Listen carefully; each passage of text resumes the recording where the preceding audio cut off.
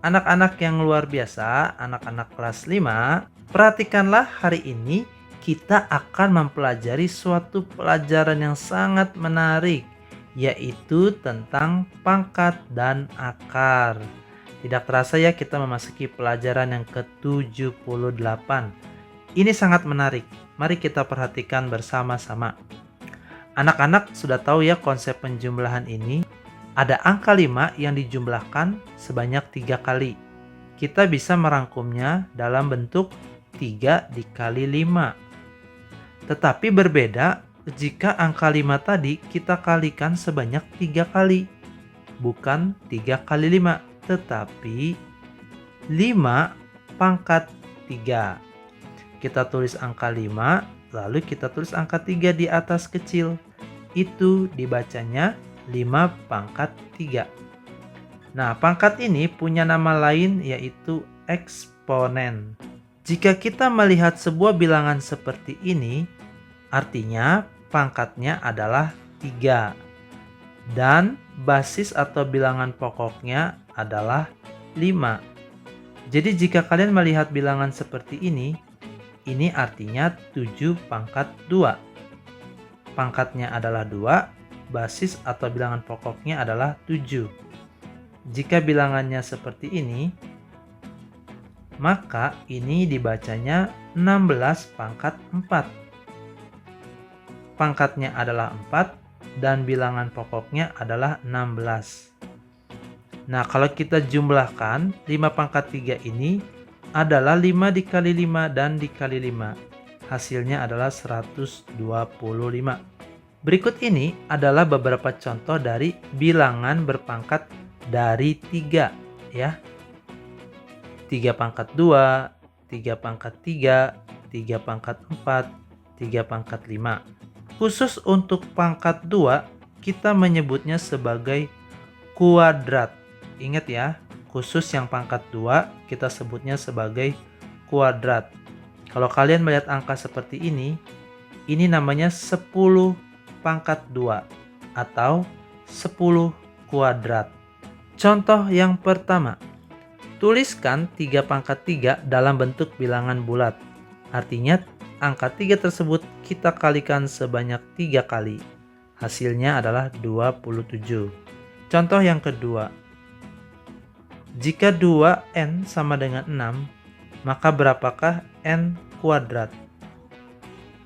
2n sama dengan 6.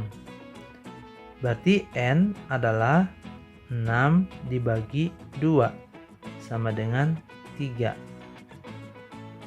N kuadrat artinya 3 pangkat 2. Karena n ini tadi 3 ya. Jadi 3 dikali 3 sama dengan 9. Contoh 3. Berikut adalah contoh bilangan pangkat dari 10. Nah anak-anak, bilangan pangkat dari 10 ini sangat mudah sekali ya. Kalau 10 pangkat 1, kita bayangkan saja nolnya ada 1, jadi 10. Kalau 10 pangkat 2 atau 10 kuadrat, kita bayangkan saja nolnya ada 2, berarti 100. Begitu juga dengan 10 pangkat 3 dan 10 pangkat 4. Pangkat 3 berarti nolnya ada 3, pangkat 4 berarti nolnya ada 4, jadi 10.000. Mudah bukan? Berikut ini adalah bilangan pangkat berbasis 10 yang dapat digunakan untuk menunjukkan nilai tempat seperti yang ditunjukkan pada diagram berikut. Perhatikan ya, kalau 10 pangkat 0 itu satuan, 10 pangkat 1 itu puluhan, pangkat 2 ratusan, pangkat 3 ribuan, pangkat 4 puluhan ribu, dan seterusnya hingga pangkat 8 yaitu ratusan juta. Ini masih bisa diteruskan ya anak-anak ya, sampai 10 pangkat 9 dan seterusnya. Perhatikan bahwa bilangan pangkat berbasis 10 pada tempat satuan adalah 10 pangkat 0 yang nilainya sama dengan 1. Jadi kita ketahui bahwa 10 pangkat 0 itu nilainya 1. Contoh 4. Tuliskan 4.500.000 dalam notasi panjang menggunakan bilangan pangkat berbasis 10. Jikalau ada pertanyaan seperti ini, maka jawabannya seperti ini ya anak-anak ya. 4 dikali 1 juta lalu ditambah 5 dikali 100.000. Nah, 1 jutanya ini kita ubah menjadi 10 pangkat 6 karena nolnya ada 6. Kalau 100.000 kita ubah menjadi 10 pangkat 5 karena nolnya ada 5. Jadi, bilangan 4.500.000 dalam notasi panjang menggunakan bilangan pangkat berbasis 10, jawabannya adalah 4 dikali 10 pangkat 6 ditambah 5 kali 10 pangkat 5. Mudah bukan? Sekarang kita akan belajar mengenai akar kuadrat. Akar kuadrat ini adalah kebalikan dari kuadrat atau pangkat 2. Contohnya ya anak-anak ya. 5 pangkat 2 itu hasilnya adalah 25. Karena 5 kuadrat adalah 5 dikali 5. Tetapi kalau kita balik, akar kuadrat dari 25 adalah 5. Contoh lain. 6 kuadrat artinya 6 dikali 6 sama dengan 36. Jikalau kita balik dalam bentuk akar kuadrat, yaitu akar kuadrat dari 36, hasilnya adalah 6. Nah, cara ini dapat kita gunakan untuk menemukan sisi suatu persegi dari luasnya. Contoh kita lihat persegi yang ini ya anak-anak ya. Persegi ini panjang sisinya ada 1, 2, 3, 4, 5. Ada 5 unit persegi kecil. Lalu lebarnya ada 1, 2, 3, 4, 5. Sehingga luas persegi ini dapat kita ketahui dengan cara luas sama dengan sisi dikali sisi atau panjang dikali lebar, yaitu 5 dikali 5. Hasilnya adalah 25 unit persegi yang kecil.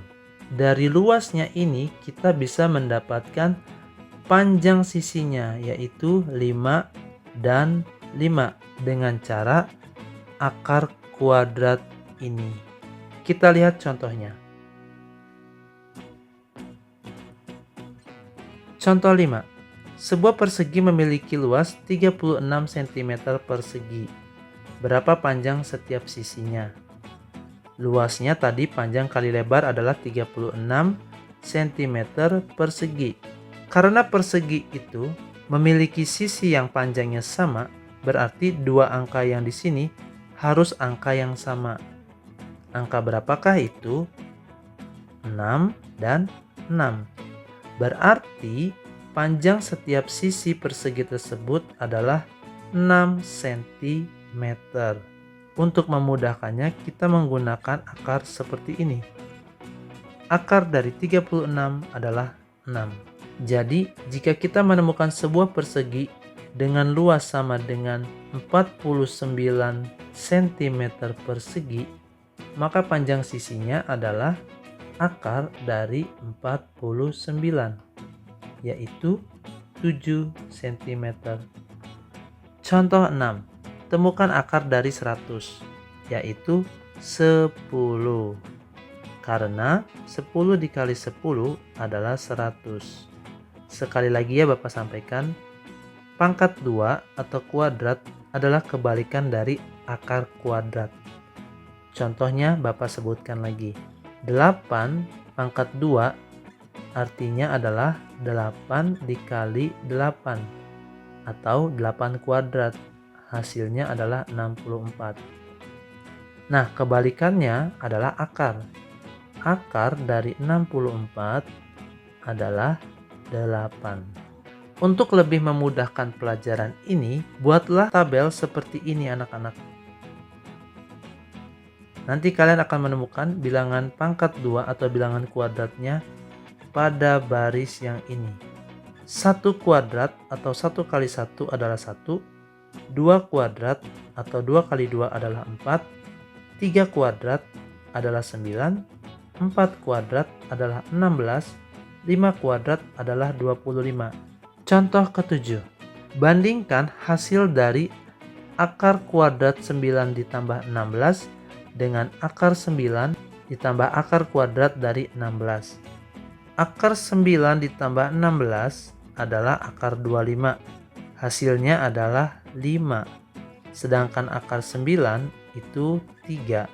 Dan akar 16 itu adalah 4. 3 ditambah 4 hasilnya 7. Yang sebelah sini 5. Berarti akar 9 ditambah 16 dibandingkan dengan akar 9 ditambah akar kuadrat dari 16, hasilnya adalah lebih kecil. Ini dia jawabannya. Berikut ini adalah latihan konsep untuk kalian kerjakan.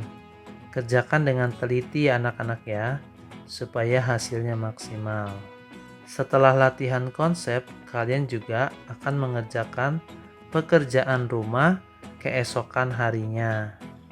Anak-anak, berbicara tentang akar, apakah kalian masih ingat tentang firman Tuhan yang menyebutkan tentang benih yang ditaburkan oleh seorang penabur?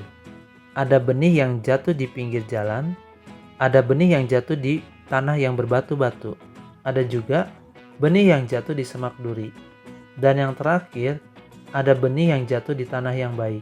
Benih yang jatuh di pinggir jalan itu tidak berakar anak-anak. Benih yang jatuh di tanah berbatu dan semak duri, keduanya berakar anak-anak. Tetapi akhirnya mereka mati. Berbeda dengan benih yang jatuh di tanah yang baik. Benih ini berakar, bertumbuh, bahkan menghasilkan buah. Ada yang 100 kali lipat, ada yang 60 kali lipat, dan ada juga yang 30 kali lipat. Bapak Mari berharap bahwa kita semua adalah tanah yang baik, bukan tanah di pinggir jalan atau tanah yang berbatu atau penuh dengan semak duri, supaya firman Tuhan yang kita dengarkan itu bisa berakar, bertumbuh, dan berbuah di dalam hidup kita, sehingga anak-anak kelas 5 bisa menjadi teladan dan menjadi berkat untuk keluarga dan orang lain. Oke anak-anak, tetap semangat ya. Teruslah berdoa dan membaca firman Tuhan supaya kalian bertumbuh. Bapak Mario dan Ibu Cencen sangat mengasihi kalian. Tuhan Yesus memberkati. Dadah.